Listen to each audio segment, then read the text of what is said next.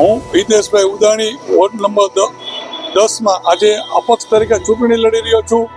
આજે મેં મારા 3 ટર્મ પછી હું ભાજપમાં 3 ટર્મથી ચૂંટાયેલો સભ્ય છું. આજે મને ટિકિટ 60 વર્ષના ઉપરના ટિકિટ નહોતા આપવાના, એટલે હું સેન્સમાં નહોતો ગયો. મને ખબર હતી, એટલે મેં એક રજૂઆત કરી હતી કે વોટના 10 નંબર વોટનાથી સ્થાનિક ઉમેદવારને કોઈને ટિકિટ મળે તો વધુ સારું. પણ સ્થાનિક ઉમેદવારને ટિકિટ ન મળતા અમારા જે અહીંના રહેવાસી જુદા એરિયાના એ લોકોએ મને એમ કીધું કે તમે આટલું અમારું કામ કર્યું છે, તમે જ અપક્ષ તરીકે લડો હોય કે. એટલે મેં બધે તપાસ કરતા મેં વિચાર્યું કે મારે અપક્ષ તરીકે લડો તો વધુ સારું. પહેલા ઘરમાં વિચાર કર્યો, ઘરના કહે કે તારે જે ઈચ્છા હોય કર. એટલે મેં અપક્ષ તરીકે ચૂંટણી લડી વોર્ડ નંબર 10માં. આજે હું અપક્ષ તરીકે ઊભો છું અને મેં મારા વિસ્તારમાં પાણીના કામ માટે સવારે 5 થી 8 ઉઠો છું. બપોરના ગટરના કામમાં માથે પર ગટરની સફાઈ કરાવી છે. રાતના લાઇટોની ફરિયાદ બહુ હોય, ચોમાસામાં બહુ ફરિયાદ આવે. તો ચોમાસામાં 2-3 વાગ્યા સુધી ગાડીમાં લાઇટો કરવા નીકળું છું. મારા વિસ્તારમાં ઘણી ઠેકાણે અંધારા હતા, તો મારા વિસ્તારમાં લગભગ 200ની આસપાસ નવી લાઇટો ફિટ કરાવી છે. કારણ કે ઘણા એરિયામાં હતી નહીં અને બહુ દૂર ઉપર હતી. એટલે એ બધું મેં કર્યું. ઉપરાંત રોડ, રસ્તા અને મને જેટલી ગ્રાન્ટો આવી એ મેં મારા વિસ્તારમાં જ વાપર્યું છે. અને મારા વિસ્તારને સારો બનાવવા માટે એક ઉપયોગ કર્યો છે. અને જ્યાં સુધી કહું ત્યાં સુધી હું ચૂંટણી લડું તો ચૂંટણીમાં મેં આજે બાકડો નિશાન રાખ્યું છે.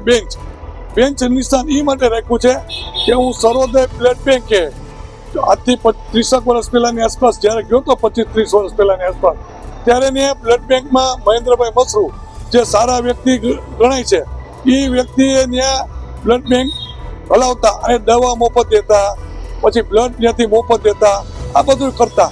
અને ને નલિનભાઈ આચાર્ય એ 2 જણા ત્યાં આ સંભાળતા. એટલે અમારી ટીમ આખી ત્યાં જાતી. એટલે હું ત્યાં જવા માંડ્યો. હું બાકડે બેસતો અને ગરીબ માણસને સેવા કરીએ, દવા લઈ જઈએ, જમવાના પૈસા ભેગા કરીને, દોસ્તારો બધા ભેગા કરીને જમવાના પૈસા દઈએ. હોસ્પિટલના કાંઈ પણ કામ હોય તો અમે કરીએ.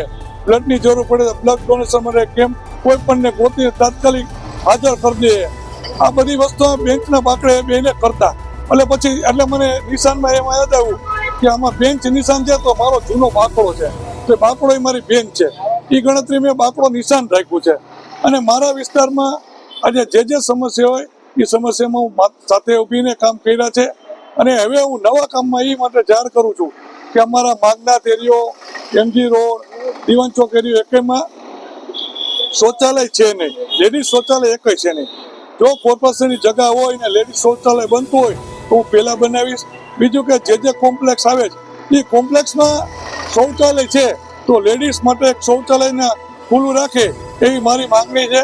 એ શૌચાલય કમિશનર સાહેબને કહીને શૌચાલય જો ખોલી દે તો આ લેડીઝોને ક્યાંય દોડાદોડ કરવી પડે નહીં. બીજા નંબરમાં જે બાગ બગીચા છે, બાગ બગીચામાં મારો વિચાર એવો છે કે હું 15 વર્ષથી હતો. 15 વર્ષમાં મને એમ હતું કે હું ક્યારેક મને બાગ બગીચાનો ચેરમેન બનાવશે ને તો હું બગીચામાં નવી સુવિધા ઊભી કરીશ, છોકરાઓને રમત-ગમતના સાધન વધુ વસાવીશ અને બગીચો એવો ટોપ બનાવીશ કે માણસો આવે એની ફી સામાન્ય જ રાખીશ, 2 રૂપિયા 5 રૂપિયા. અને ધારો કે મફત થાય તો મફત પહેલા વિચાર કરીશ કે માણસો આવીને એમાં રમી શકે. સારા સાધનો મોટા હોય તો વધીને 10 રૂપિયા ટિકિટ, તો ફેમિલી સહિત બધા આવી શકે. મારી આવી ગણતરી છે. જો હું આ વખતે ચૂંટાઈશ ને મને આમાં ચેરમેનમાં ને એમાં ક્યાંય લેશે તો મારી આવી ગણતરી છે કે હું આ કામ પહેલા કરીશ.